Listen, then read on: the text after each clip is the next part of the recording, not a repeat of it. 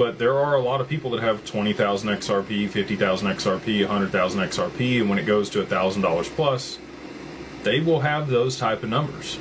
And you know, just not that long ago, they were probably working W-2. They probably just, you know, stacked their bag during the lawsuit, have been dedicated, you know, scrimped by on some things to stack some extra. And that's going to pay dividends for multiple generations. But when they set up the family office, you're going to be managing your own money. Like, you're in the business of managing your own money. That is what a family office is.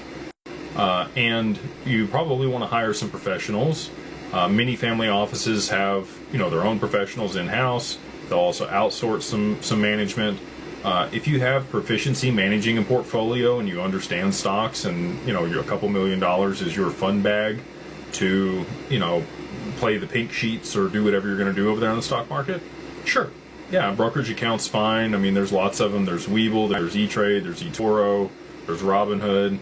I know a lot. I don't say a lot of people. People in my peer group have a couple $1 million portfolio on those platforms, and they'll day trade, and they kind of, you know, take some shots and take some bets. Some of them do it on Polymarket, which is another thing we talked about with Armando earlier. So yeah, look, you want something that's stable, that's going to provide you income, to allow you to live your lifestyle, and continue to compound your investments over time. So if you had $100 million, and, you know, that's in structured products and your portfolio's, you know, low risk. If you're an XRP, I think it'll be a tier 1 asset. So you're going to be very low risk on that. And then you'll be able to put that to work to earn some yield, cover your living expenses plus some extra every month.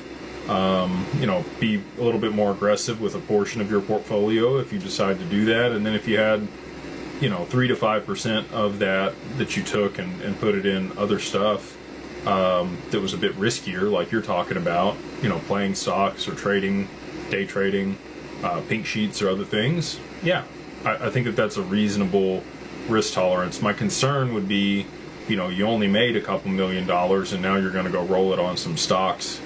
Not that, you know, a couple $1 million is a little bit amount of money or a lot of money. It would be difficult for somebody to retire on a couple $1 million.